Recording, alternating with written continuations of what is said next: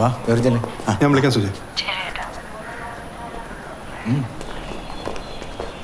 സാറേ നമസ്കാരം.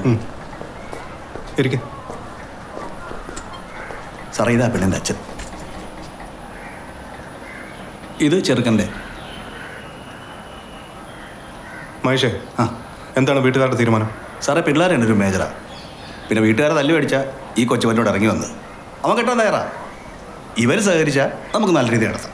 അതല്ലെങ്കിൽ രജിസ്റ്റർ മാരേജ്. ചേട്ടൻ എന്ത് പറയുന്നു? സാറേ ഞാനൊരു റിട്ടയർഡ് പട്ടാളക്കാരനാണ്. അതിൻ്റേതായ കുറച്ച് മോശടത്തരങ്ങളൊക്കെ ഉണ്ട്. എന്നാലും ഇവളെയും താഴത്തോളെയും ഞങ്ങൾ പൊന്നുപോലെ വളർത്തിയിട്ടുള്ളത്.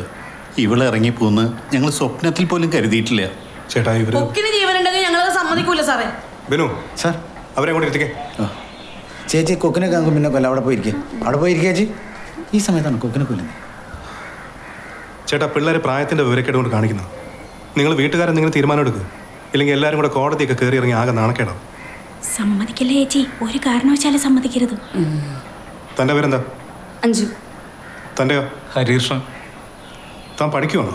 ഫാഷൻ ഡിസൈനറാ.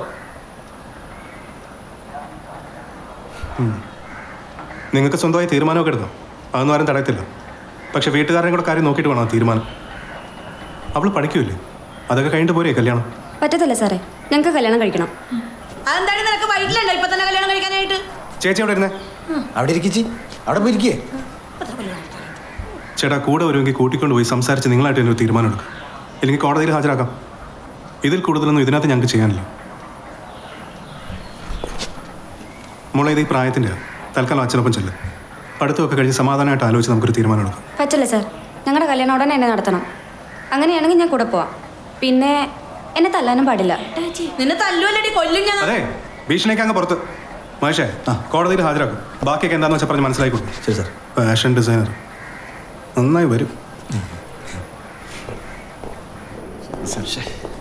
പെൺകുട്ടിയുടെ വീട്ടുകാരല്ലേ പരാതി സംസാരിച്ച് തീരുമാനം അല്ലെങ്കിൽ കേസ് എടുത്ത് രണ്ടുപേരെ മജിസ്ട്രേറ്റിന് മുന്നിൽ ഹാജരാക്കണം. Okay sir. വെറുതെ നമ്മൾ പുലിവാല പിടിക്കണം. ശരി സാർ. ഞാനൊന്ന് ചെയ്യാൻ കണ്ടു. ഓക്കെ. കണ്ട പോലീസും കൈയൊഴിഞ്ഞു. സാറേ എന്ത് വേണം? ഈ PCC റെഡിയാക്കാനായിട്ട് ഫോം ഫിൽ ചെയ്ത് അകത്ത് കൊടുത്തിട്ട് നാളെ വന്നാൽ മതി. ശരി സാർ. സാറേ കോടതി എത്തിക്കാതെ ഒന്ന് സെറ്റിലാക്കി കൂടെ? കോടതി കയറണമെന്ന് ഞങ്ങൾക്കൊരു നിർബന്ധമില്ലല്ലോ. ആ പെണ്ണിൻ്റെ വീട്ടുകാരുടെ ഭാഗത്ത് നിന്ന് ചിന്തിച്ച് നോക്കി. 18 വർഷം വളർത്തി തന്തയും തള്ളം കളഞ്ഞിട്ട് ഇന്നലെ കണ്ടൊരുത്തോടെ ഇറങ്ങിപ്പോകും. ഇതെങ്ങാനും പെരുവഴിയിലായാലും നാളെ അവരെ ഒന്ന് നോക്കണ്ടേ? അല്ല അത് ശരിയാ, നമുക്ക് മക്കളൊക്കെ ഉള്ള. എനിക്ക് മക്കളൊന്നുമില്ല. പക്ഷേ അച്ഛൻ്റെ ഇരിപ്പ് കണ്ടാൽ അറിയാം അയാളുടെ ഉള്ളിലെ വിഷമം. കോടതിയിൽ നിന്ന് എന്ത് വേണേ അയക്കും. ആ പിന്നെ ഇമ്മാരി കേസിൻ്റെ വക്കാലത്തുമായിട്ട് ഇനി ഇങ്ങോട്ട് വന്നിട്ടില്ല. ശരി സാർ. ASI വർഗീസിനെ കണ്ടാൽ മതി, ഞാൻ പറഞ്ഞിട്ടുണ്ട്. ഓ ശരി.